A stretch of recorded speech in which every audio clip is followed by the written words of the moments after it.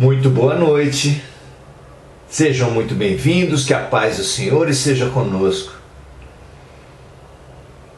Repetimos a saudação de Jesus como quem, com a alma sedenta, encontra uma fonte inesgotável de paz. Bebendo em Jesus da água viva, como prometido, nossa sede será extinta para sempre.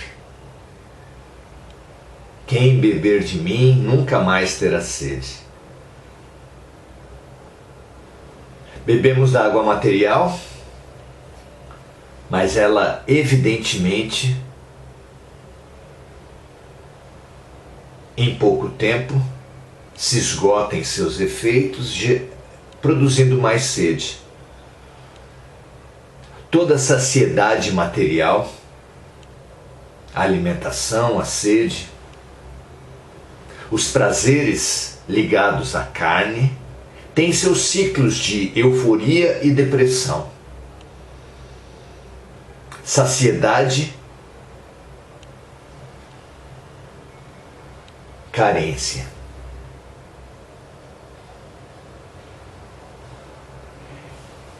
Mas há uma outra água, há um outro alimento.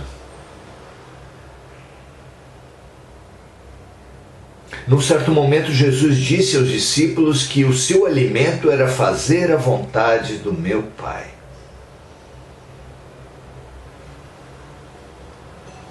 Do seu Pai, do nosso Pai.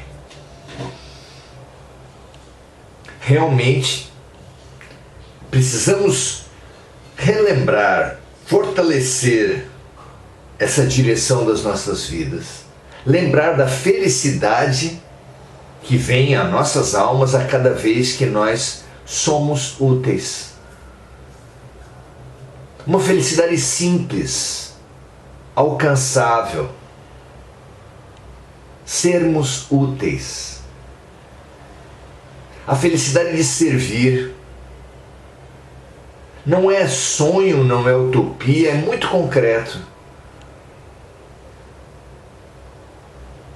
Quando regamos uma plantinha seca, acarinhamos um animal, olhamos nos olhos de uma pessoa e desejamos bom dia, que você aproveite toda a riqueza que esse dia lhe reserva.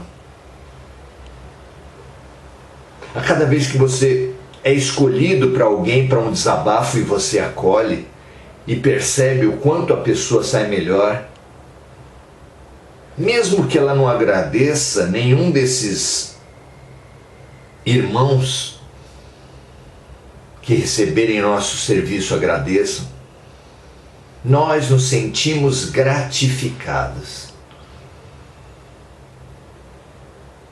A felicidade de completarmos o outro nos completando, do ganha-ganha, do é dando que se recebe. É uma felicidade da vida, ao alcance de todos nós. Quando Jesus disse que a felicidade não é desse mundo, é simplesmente porque nesse mundo os seres não percebem a felicidade ao seu alcance. E se nós percebêssemos agora que a felicidade está ao nosso alcance, que a felicidade de Jesus, a felicidade dos anjos,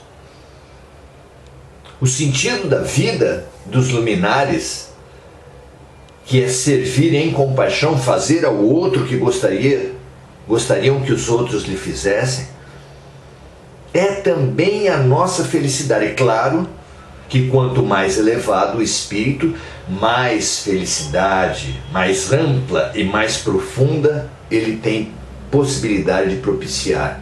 Quanto mais primitivo, mais localizado, mais superficial. Mas o sentimento, a alegria de servir está ao alcance de todos. Escoteiros do amor Todos recebemos do alto a orientação de fazer boas ações todos os dias. Aquelas que estiverem ao nosso alcance, perceber e atender, mas fazer. Fazer. Há uma felicidade em fazer o bem. Fazer o bem faz bem. O que você faz bem para os outros. Fazer o bem faz bem. É sempre uma via de mão dupla. O bem, ele é sempre multifacetado. Aquele que acende uma vela é sempre o primeiro a se iluminar. Pense nisso e seja feliz. Que assim seja com todos nós. Hoje, vamos tratar nas questões 45 e 46 de O Livro dos Espíritos, uma questão que há muito tempo intriga a ciência, que é o surgimento da vida. Supõe a ciência atual que os reinos formam blocos sem comunicação, sem transição uns com os outros, de forma que os átomos da matéria mineral nada têm em comum, não podem se transformar, não evoluem para o reino vegetal e nem daí para o reino mineral e nem daí para o reino hominal e nem daí para o reino angélico. E se intrigam como pôde a Terra, que no início era apenas um ser mineral, a ciência nem chama de ser, mas um astro exclusivamente mineral, depois receber vida. Como foi possível isso? Como foi possível o surgimento da vida na Terra?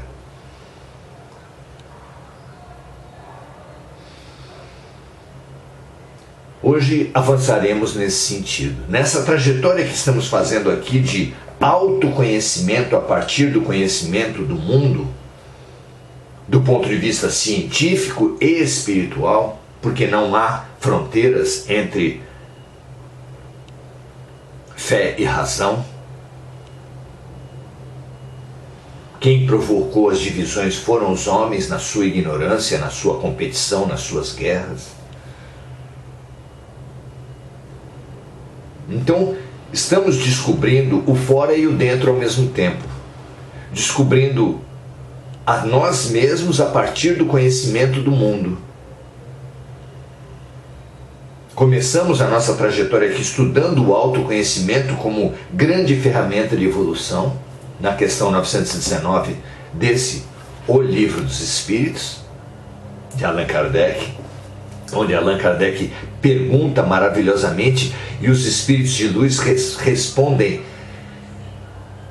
iluminadamente.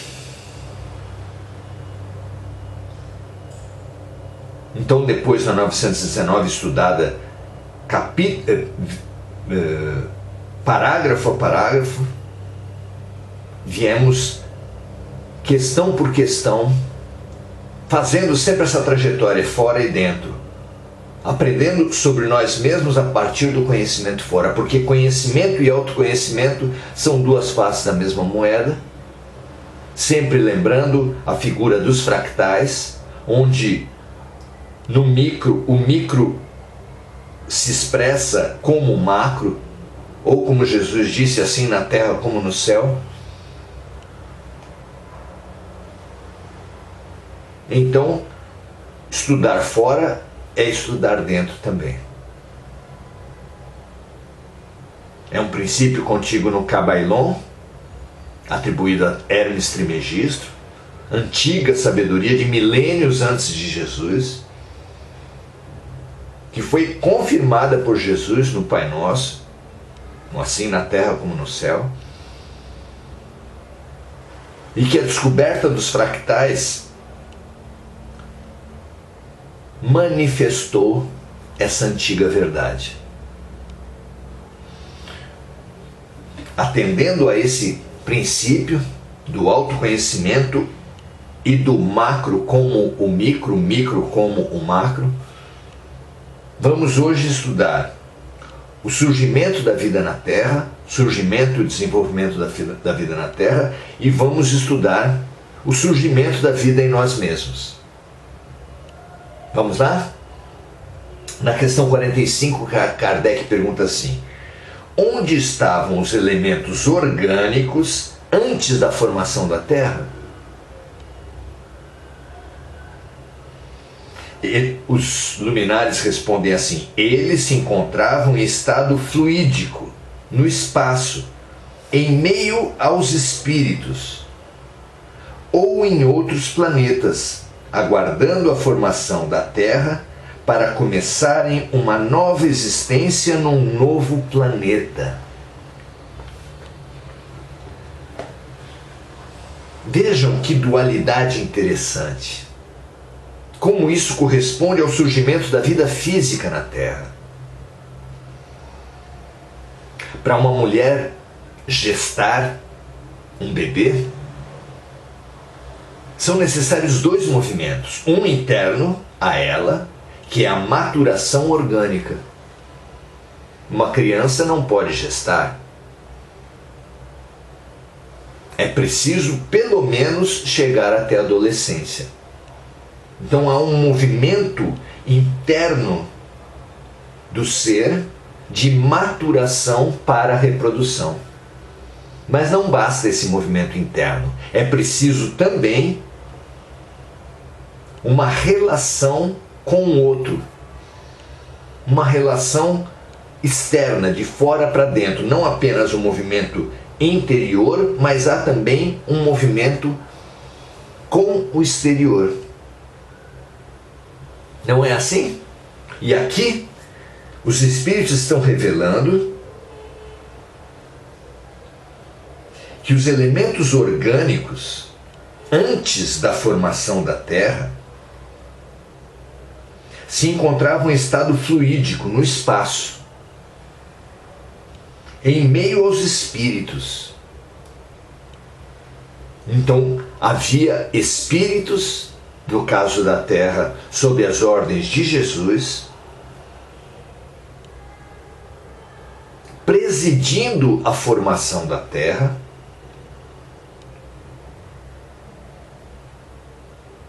e nesse processo, orbitando em torno deles, vivendo com eles como numa atmosfera, já que há uma lei de atração, já que tudo, mesmo o espírito, é também material, já que todos nós formamos um campo eletromagnético como em torno de nós, como fala o Oriente na sua aura, fala o Ocidente, né, desde a Idade Média, representando os santos com a auréola, e fala a física quântica através do campo morfogenético à nossa volta. Nós vamos atraindo energias à nossa volta, e os espíritos faziam o mesmo, e nessa atmosfera que a existência deles atraía no processo de formação da Terra, havia, segundo contam os espíritos, elementos orgânicos. Eles se encontravam em estado fluídico no espaço, em meio aos espíritos, ou em outros planetas, aguardando a formação da Terra para começar uma nova existência num novo planeta. Também aqui nesse segundo caso que é apresentado aqui, que os elementos orgânicos antes da formação da Terra estavam em outros planetas, aguardando serem trazidos para a Terra. para começar uma nova existência num novo planeta, também aqui há aquela semelhança já lembrada do óvulo maduro, bem formado, mas que não é suficiente em si para a geração da vida, precisa do espermatozoide. E o princípio, o elemento orgânico vindo de outros planetas para a Terra, se assemelham demais a essa ideia da Terra como óvulo e desse elemento orgânico vindo de outros planetas com o espermatozoide. A ciência levanta essa hipótese de que a vida orgânica pode ter vindo para a Terra através de um astro, um asteroide, que, muito semelhantemente a um espermatozoide, asteroide igual a espermatozoide,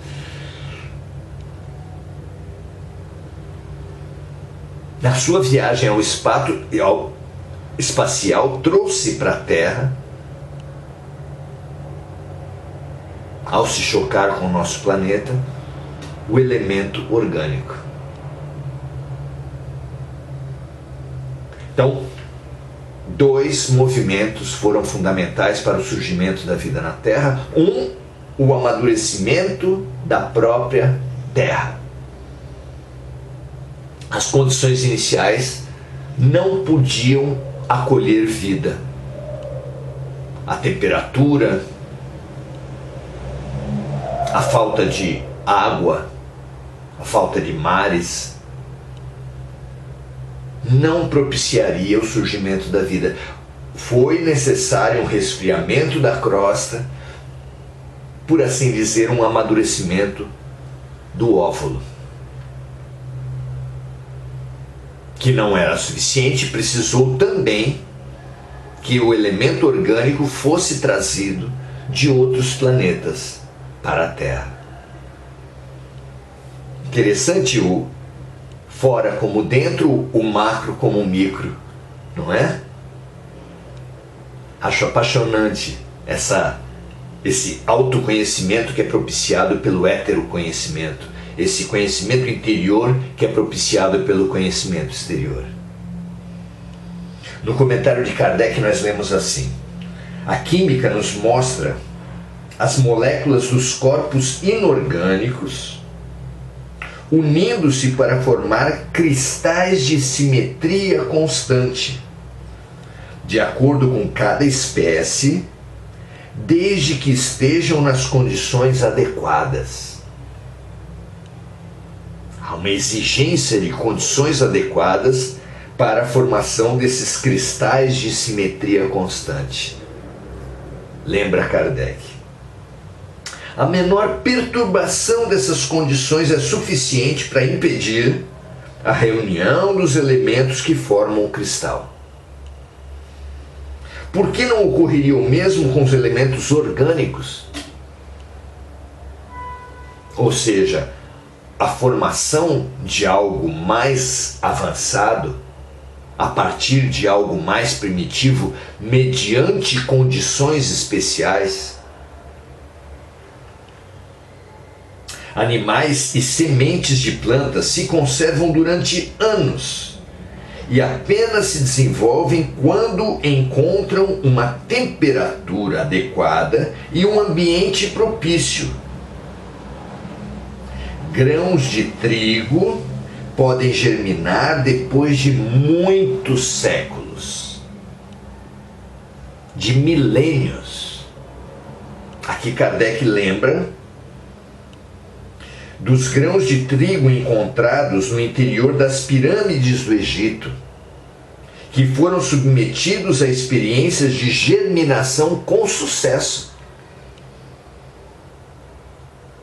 Pirâmides que tinham milênios de idade, não é? Portanto, continua Kardec, existe nestes embriões um princípio latente de vitalidade que apenas espera uma circunstância favorável para se desenvolver. O que vemos diariamente não pode também ter existido desde a origem da Terra? A formação dos seres vivos saindo do caos pela própria força da natureza diminui em algo a grandeza de Deus? Pelo contrário, corresponde melhor à ideia que fazemos do seu poder, que se exerce sobre mundos infinitos através de leis eternas. É verdade que essa teoria não resolve a questão da origem dos elementos com vitalidade, mas Deus tem seus mistérios e colocou limites às nossas investigações. Na verdade, os limites para nossas investigações, eles vêm de nós mesmos. Não são os professores da educação infantil que limitam o aprendizado dos alunos às ondinhas, às bolinhas. Não lhes ensinam palavras, orações, porque na educação infantil ainda não se tem maturidade para esforços maiores. A cada um de acordo com a sua capacidade. Não é assim? Questão 46. Ainda existem seres que nasçam espontaneamente? Pergunta decorrente da 45. E a resposta é sim, mas o embrião primitivo já existia em estado latente. A mesma ideia desenvolvida anteriormente. O homem testemunha esse fenômeno todos os dias. Não se encontra em estado latente no corpo do homem e dos animais uma multidão de vermes que, para despertar, só aguarda a fermentação que resulta da decomposição da matéria orgânica necessária à sua existência?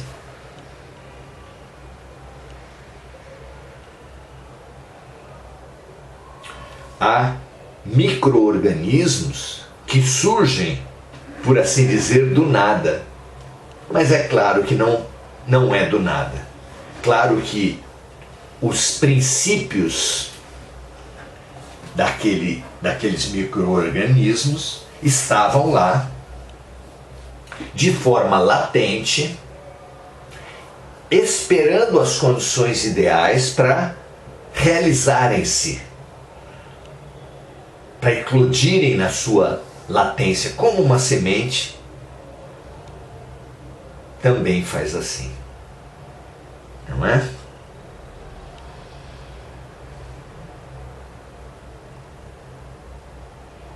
Esses embriões, continuam os espíritos de luz na sua resposta a Kardec na questão 46. Esses embriões são um mundo microscópico adormecido e que aguarda o seu despertar. Fantástica essa visão que nós temos da vida através desses estudos, não é?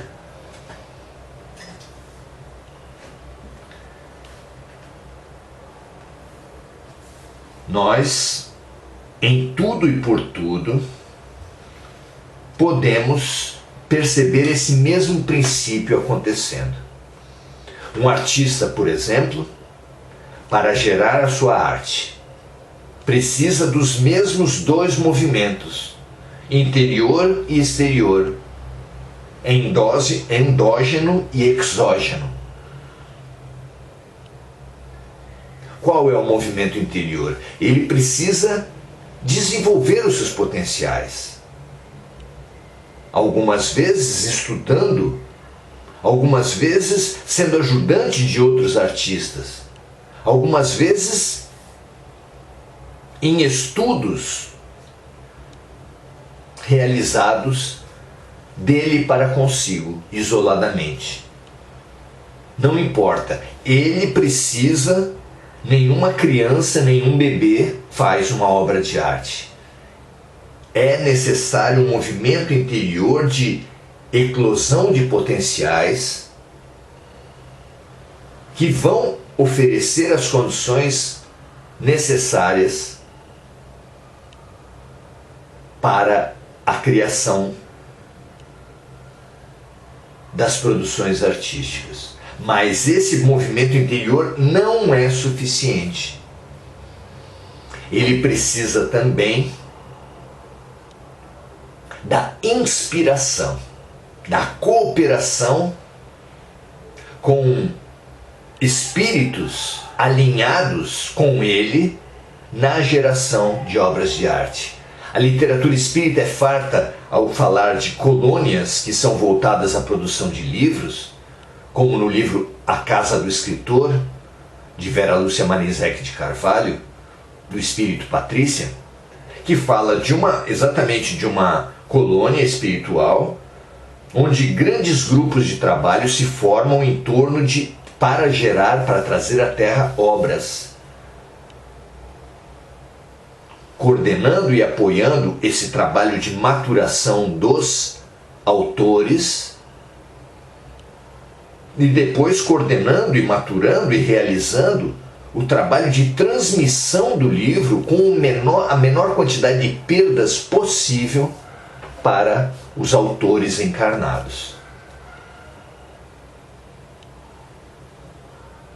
A própria mediunidade também é assim. Há um processo de maturação do ser, que mesmo nos casos como o de Chico Xavier, que aos 4 anos já tinha clarividência,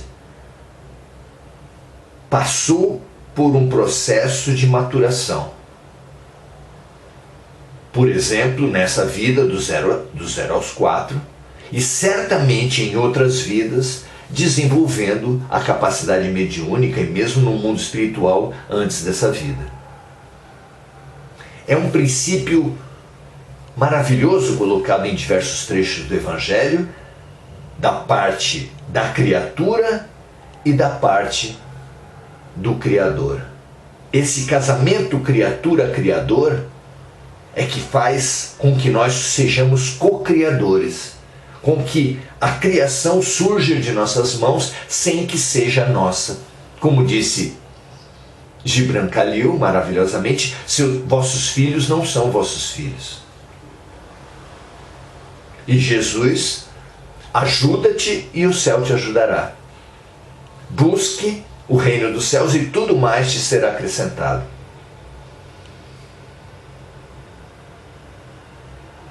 Inúmeros momentos do Evangelho há essa conjunção de forças do movimento interior para o movimento exterior. Saibam então, os amigos, saibamos todos nós, que quando nós fizermos o movimento da vontade, mais propriamente da boa vontade, da persistência, da disciplina, desenvolvendo habilidades e nos conectando pela boa sintonia para o bom uso dessas habilidades, seres de luz entrarão em comunhão conosco para a realização de obras importantes, muito maiores do que nós mesmos. Mesmo nesse momento, nesse trabalho que estamos fazendo, isso acontece. Tanto para mim quanto para cada um de vocês. Cada um de vocês nesse momento está sendo assistido e eu, evidentemente, estou sendo assistido. Recebo as intuições dos amigos espirituais, sem que essas intuições prescindam de um trabalho meu de estudo próprio. Então eu estudo, eu me capacito, eu reflito, eu medito e me habilito como um instrumento na mão de um artista, de um músico. Há, evidentemente, perdas entre os coordenadores desse trabalho e o que consegue ser emitido por mim. Há uma perda significativa. mas essa perda é pelo menos parcialmente compensada pelo trabalho feito por cada um de vocês, que com a ajuda dos seus instrutores, dos seus orientadores, dos seus anjos de guarda, recebe essas palavras, recebe essas ideias e recria, cocria, adaptando as lições por uma associação de ideias riquíssima à necessidade de cada um. É maravilhoso percebermos a geração de vida desde os astros, passando pelos corpos, chegando aos trabalhos artísticos, profissionais, intelectuais e espirituais do homem. Tudo com o mesmo princípio: ajuda-te e o céu te ajudará. Amadureça e acolha a contribuição do outro. Ame a si mesmo como ama o próximo. No mandamento de Jesus, e o Deus em mim respeita, procura e ama o Deus em você. No Namastê, no cumprimento dos hinduístas. Vocês veem que por toda parte, ciência, filosofia, religião, confluindo para um mesmo aprendizado. Nunca suponha as suas realizações como realizações exclusivas suas. Agradeça sempre as parcerias das quais elas resultam. Vossos filhos não são vossos filhos. Não se apegue a elas, não tente controlá-las, mas ofereça para o mundo. Não enterre os seus talentos, mas multiplique e sirva com eles. Que esse entendimento nos leve à realização, porque realização é sinônimo de felicidade. Que toda a terra perceba isso, ganhando em humildade, ganhando em determinação e ganhando em inspiração. Pense nisso, cultive boas parcerias e sirva. Seja útil sempre. Maravilhoso. Crescer nessa contribuição, nesse sentido é maravilhoso, não é? Então, a gente saúda todos os amigos, amigas que estão aqui: Sayonara Angélica, Ju Passos, Bárbara Frias, Simone Magalhães, Kelly Cristina, Andréa Santos. Muito bom estar com cada uma de vocês. Que essa comunhão entre nós seja também mais um exemplo desse princípio, desse movimento, através do qual cada um tem a sua responsabilidade, o seu processo de maturação essencial para que a contribuição do alto, da luz, de Deus, se faça em nossas vidas. Não se esqueça dessa síntese, sem esperar de Deus que resolva os seus problemas, mas também sem atribuir exclusivamente a você as suas vitórias. O mandamento é amar a si como se ama o outro, e amar ao todo acima de todas as partes. Eis a síntese de Jesus, eis o ponto de equilíbrio que cura a alma da vaidade, do exclusivismo, do fanatismo, da acomodação. Paz e bem para todos vocês. ótimo final de sábado e até amanhã, 17h30, em mais um encontro essencial com Jesus, com o Cristo. Se você entender que essa live de hoje pode ser útil, multiplique, compartilhe, sirva, pratique o bem. Um grande abraço, até amanhã.